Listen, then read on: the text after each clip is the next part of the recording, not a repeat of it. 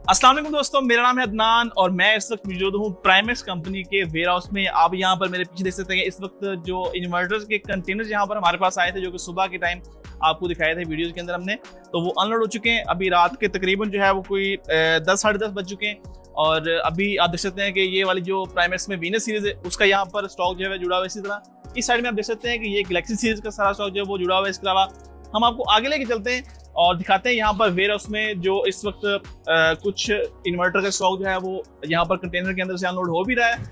और यहाँ पर आप देख सकते हैं कि जितना भी हमारा जो वेयर हाउस है उसके अंदर प्राइमेक्स कंपनी के जो गैलेक्सी सीरीज के सारे मॉडल, इसके अलावा वीनस सीरीज के सारे मॉडल जो है वो स्टॉक में आ चुके हैं।